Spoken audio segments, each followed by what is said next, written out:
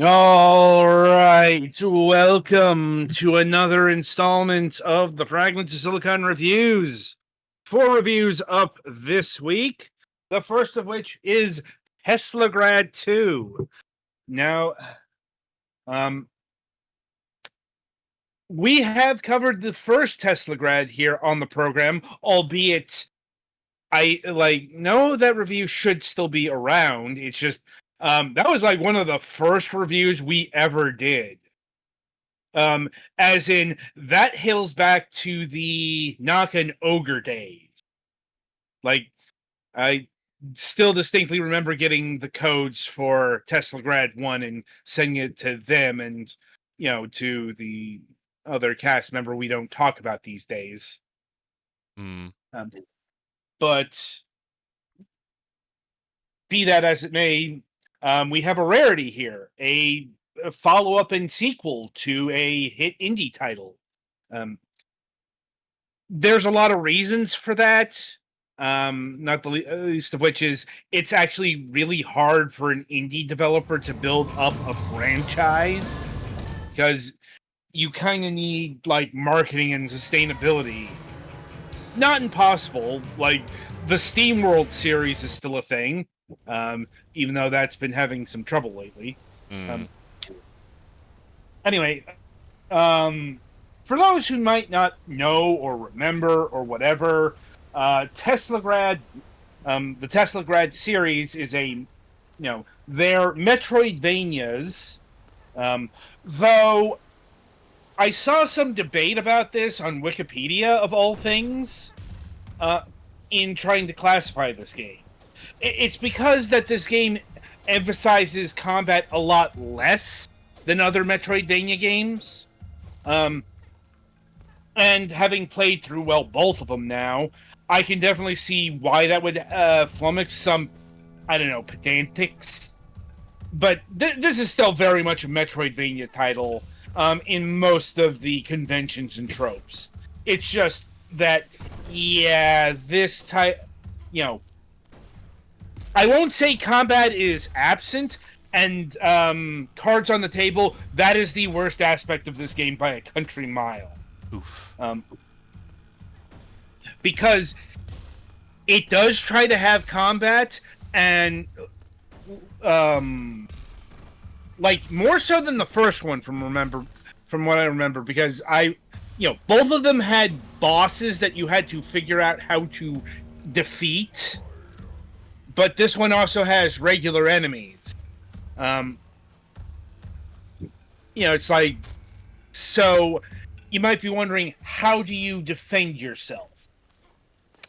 Well, in the case of Teslagrad 2 here, you do that by using your electric dash for a good chunk of the game.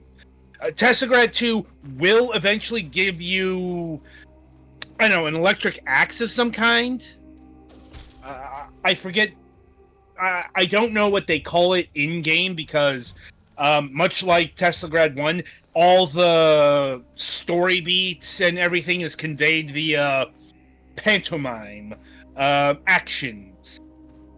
There's no speech, there's no text, there's no dialogue. There's a lot of acting out stuff in order to convey emotions and settings and all that stuff. Or if there are writings, they're all in runes. Possibly authentic Norwegian runes, but I don't know how to read those. So any sort of actual writing that's in this is going to be lost on me, and I suspect my colleagues here, unless they have a Duolingo lesson on ancient Nordic languages these days. Give it time; it'll be out.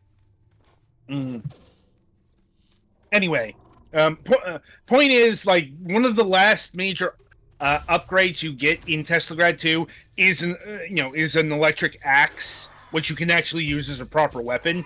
It's kind of finicky because you have to aim it and everything, and it's also a traversal tool. But getting back to the main problem here, you have to use your electric dash in order to attack enemies, and I'm just going to flat out say it's terrible. Like, it's a terrible weapon. It's a terrible defense. You know, it wasn't too hot in Teslagrad 1 either, but if I'm remembering correctly, at a certain point in Teslagrad 1, you were able to get the multi-dash. That is, you were able to do, like, 2 points of dashing articulation. Here, you're stuck to the 1, and also, for some reason, there are hidden upgrades in this game. And they're not, like, some of them are fairly minor, but one of the hidden upgrades is the goddamn double jump. I don't know what possessed the developers to do this, because the double jump, one of the more quintessential Metroidvania upgrades, is an optional hidden power-up here. I'm like, and yeah, it does make things a lot easier to maneuver. All the upgrades do. But anyway, so the absolute nadir of this game is the second boss. And, if you look up reviews, it'll come up very quickly. Because what you gotta do is you gotta use your electric dash not to harm the boss, but there are these electric zombies that it summons that you have to use your electric dash to hit. Only you gotta do this 3 times, and every time you hit the zombies with your electric dash, they change form. Like the second one, they get a lot quicker, and the third one, they start, generating a whole bunch of electricity and start floating, and they're a lot harder to hit at that point. And, your ultimate task is to get these zombies to explode in the radius of the boss. There is a reason why it took me a good 2 hours to kill this thing. Ugh. But thankfully, most of the game isn't that combat intensive. No, the principal challenge, I think, to this game is traversal. Not puzzles, but figuring out how to get places. That is because the Teslagrad series is very, very invested in the principles of electromagnetism. Magnets. How the hell do they work? It's not that in-depth. And also, in this case, magic. But, the basic principles of magnetism apply, as in like forces repel, opposites attract. That is the core of the gameplay here, as it was in the first one. It's just Teslagrad 2 is a much bigger game than Teslagrad 1. Much more expansive as well. Like, it's a much bigger game.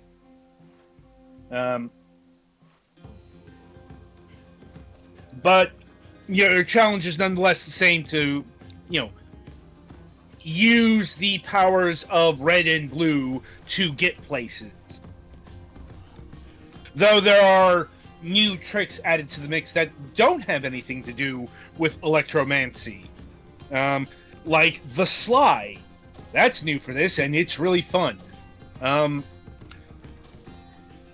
In fact, I would say this game gets more and more enjoyable the more powers you unlock. The more ways you have in order to traverse and get around places. Now, consequently, as you conquer the map, it will get a lot easier to move about places. And thus, the initial challenges that you faced hours ago will subside. So you will feel a very, very pronounced sense of exploration and accomplishment here. Um, there's none of those chunks that remain difficult throughout the game, like some of these games like to do. But in terms of extra challenge, this game also has you covered in the aforementioned secret power-ups, which allow you to gain access to the secret map, which will show you the locations of 81 trading cards, which will convey scenes of various important facets of the narrative.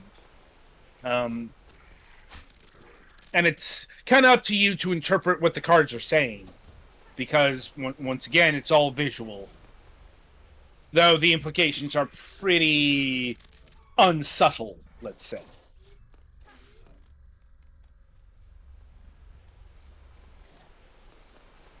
Anyway, in terms of the graphical stylings, it is in line with the previous Teslagrad, in that I don't think everything here is hand-drawn. Like I'm not sure, like, the backgrounds or, like, the magnetic effects, but certainly the character models are all, like, drawn by hand and not, like, say, pixel art.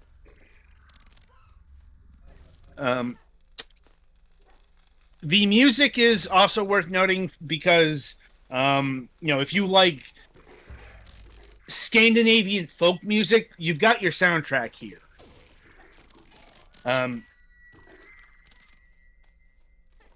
In fact,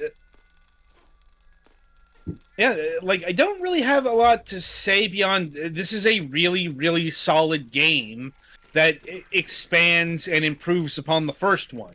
Granted, it's been about 10 or so years since we covered the original Teslagrad, so, my memories of that one are going to be a bit faulty, but, this is definitely a good pickup.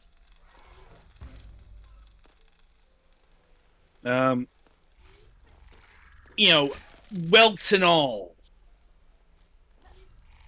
I'd say, like, the only reason to not pick this up is you're looking for a Metroidvania that's much more combat-oriented, and there are plenty of those.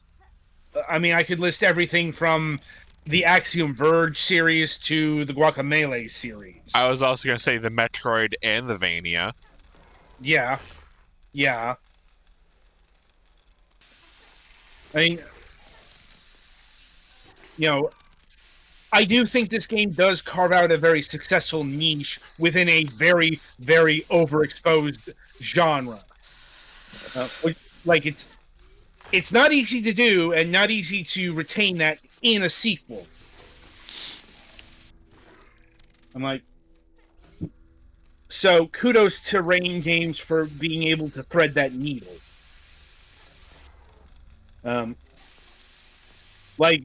This was a standout title for me, and I say that as someone who reviews a lot of Metroidvanias in a given year. This is definitely one of those genres that appears on our program quite a bit, doesn't it? Mm-hmm. In fact, guess what? This isn't our only Metroidvania title tonight. Mm-hmm. So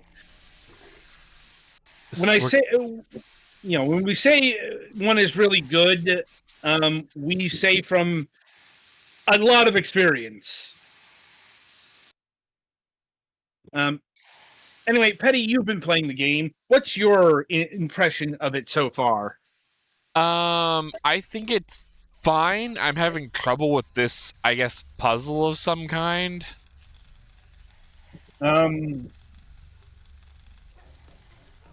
Oh, you need to you need dash. I You need to tried, it killed me. you need to get up to the edge and dash across the electric field. Okay, that would be nice if they would have showed me that. Yeah, that's what I'm talking about in regards to the electric dash here. It's a lot more finicky than it should be. Yeah. And Especially when you have instant death, not even a pit that's at least flush with the ground and actually looks like it sticks up a bit. yeah. Now try imagining using that thing to attack enemies, and you can see why there are so many frustrations behind it. It's just not a good weapon. Right.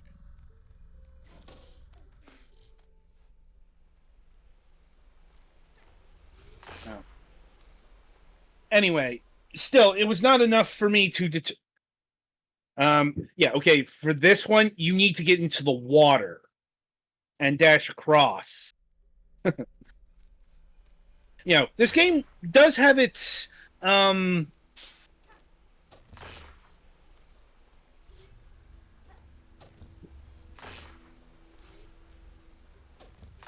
you almost had it. Anyway. But yeah, this is one of the better titles I've played this year. So, let me look up pricing here.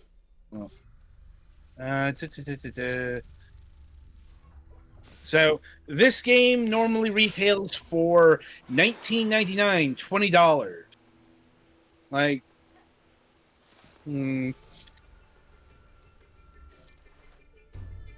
is it worth $20?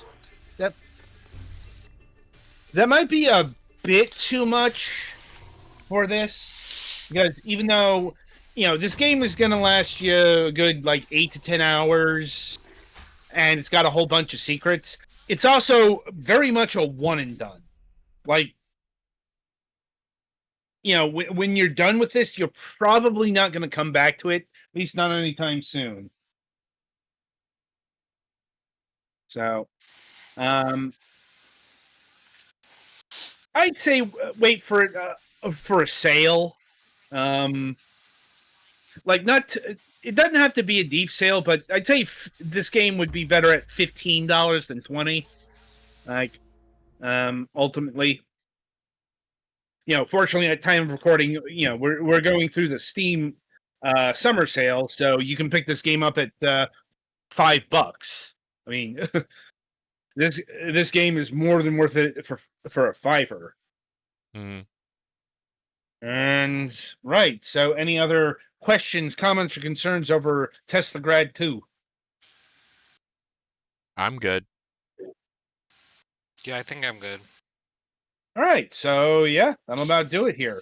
It's a good game. You should buy it. So be sure to tune in after the break, as Petty Fan will be reviewing Floor and Fang, Guardians of the Vampire Garden.